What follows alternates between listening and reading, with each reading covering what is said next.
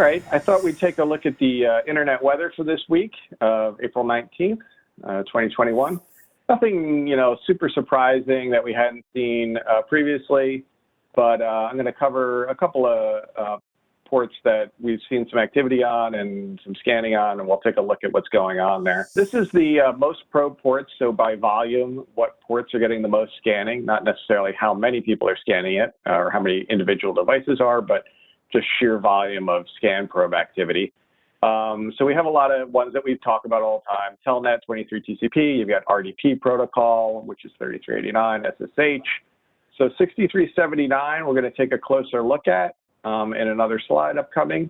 123 UDP is your network time protocol, NTP. 443 TCP is HTTPS. So you've got 8080, which is a very popular alternate web port. A lot of administrative consoles like to hang out on here, like Tomcat or other types of admin ports for various types of web application type software. And then port 80 TCP is your web, and 1433 TCP is your Microsoft SQL Server, which is, frequently still targeted. Usually this is brute force password guessing type activity going on against those, trying to find Microsoft SQL servers with weak passwords. In terms of the most sources probing, which is usually where you'll see botnet type related things, because you get a lot of bots doing something in unison, that'll be reflected in terms of the number of sources probing in unison. So again, a lot of ports that we've talked about previously. I will call out 8728 and 8291 TCP. I've talked about this previously on the show over the past couple of months. These are MikroTik ports for the MikroTik router. And there's a lot of scanning that goes on with these two ports, but I would say we're not going to cover them today because I think I've covered it twice on the show previously. I'm sure some of the other guys have too.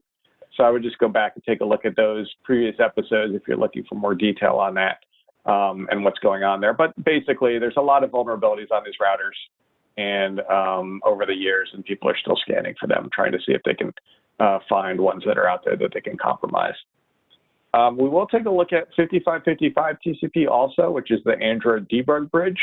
And we'll take a look at what's going on there. That's one been in the top 20, I would say, off and on. Now it's back up in the top 10. It just came out from position 11 last week to number 9 this week. So that one's, frequently in the top charts, and we'll talk about why that is as well. And then 1433 TCP, you got Microsoft SQL Server.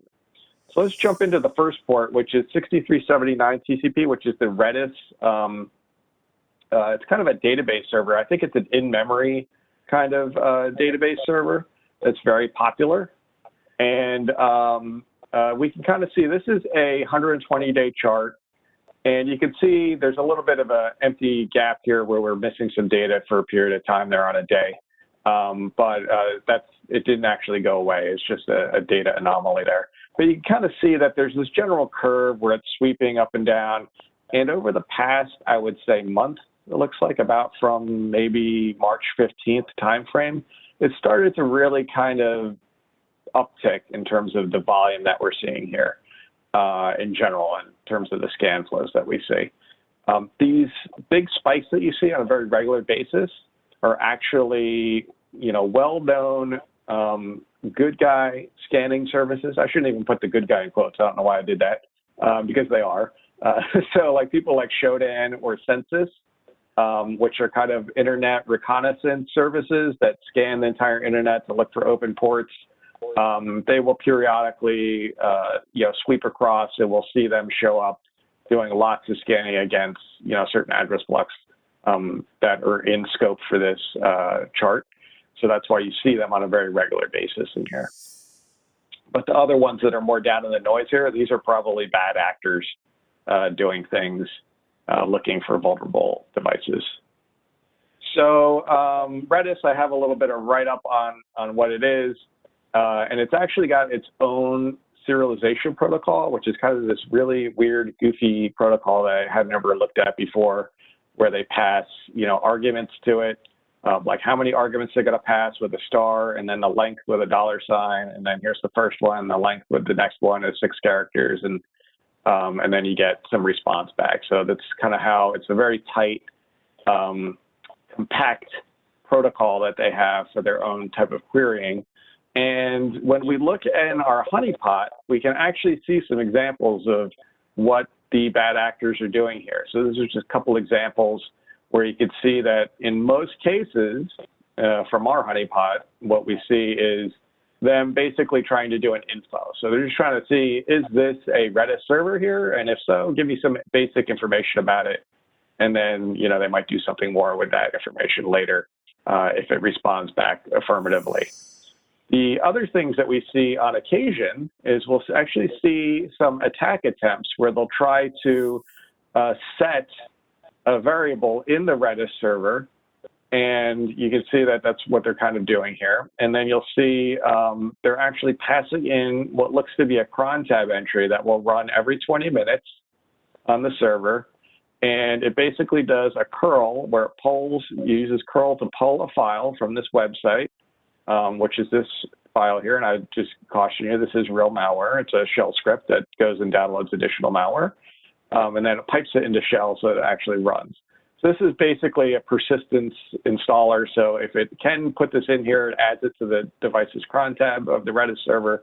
And then from that point on, every 20 minutes, even if you clean it up 20 minutes later, it'll come back again unless you get rid of this cron tab entry.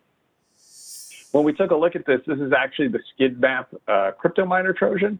So again, I know we talked about this earlier in a couple other segments about cryptocurrency is very prevalent with malware lately. So the skid map crypto miner is basically for that purpose. It's trying to mine cryptocurrency and join a crypto mining pool as part of it. And it's a Linux-based piece of malware. So it's not Windows-based, but most of Redis servers are Linux-based. So that's why you see that. So moving on to the 5555 TCP Android debug bridge. And this is a 180-day chart I pulled just because I wanted to see some kind of, baseline before it shifted. And here we could see probably around February 15th or so, we had a really big increase in the number of scan SIPs on a less regular basis. That's why it kind of looks a little more grainy here. Whereas these guys are always happening. There's some gaps in between here that you can't see because they're so jammed together, the lines. But that's why it looks a little bit darker. It's because there's like a spike and an empty and a spike and an empty. And when you jam them together, they look less continuous. So there is a lot of scanning going on here for this particular port. Who the actors are in particular, like if this new, because it's basically a doubling. When you look at it, it was probably about 5,000 scan sources per hour. And now we're up around, 10 to 11, sometimes 12, more recently here, 1,000 scan sources per hour, which is a lot. And that usually means that there's some sort of botnet in play here. In order to get 12,000 devices simultaneously scanning a particular port, especially when you have like dips like this one in between here, that's usually some family of malware is involved here in order to control it that way. It could be possibly more than one family of malware as well. When we look in the honeypot for this, just in case you're ever interested in understanding what this might look like, the Android debug bridge, I should mention the Android debug bridge, which I didn't really say, on Android devices, if you're going to debug some code that you've written, they actually have a service you can turn on. Even like most people's Android phones probably have this somewhere buried in the settings where you can turn on the debug bridge option. And what that allows you to do as a developer is I might have an app that I wrote and I'm running it on my phone or some other Android device, maybe even a smart TV or something, and I want to debug it. And it's basically a debugger port, just like you would have with a lot of development environments that allow you to kind of interactively look at the stack, maybe, set breakpoints and things like that. That's what the Android debug bridge is for. There have been occasions where some developers have released hardware, not necessarily phones so much, but I think some other types of set-top boxes, things like that, where they've accidentally left this port, this debug bridge enabled when it was shipped from the factory. So it doesn't happen a lot, but it has happened on occasion. So there are bad actors out there looking for that port being open on some of these Android devices, because if you can get to the debug bridge, it basically allows you to do pretty much anything to the device. It's kind of like a backdoor, almost root level access to the device. So what you'll see in these probe attempts is it's basically a packet that starts with the word or the letters CNXN, which is, I guess, a connection attempt, and it's basically in hex. So this is the hex dump here. But when we look at our honeypot, by large margin, it's all connection attempts of this nature that you're going to see in here. So you can check your own devices for that. Make sure that if you do have Android equipment, especially any Android stuff that is exposed to the internet, that that port is not enabled, because that would be a bad thing.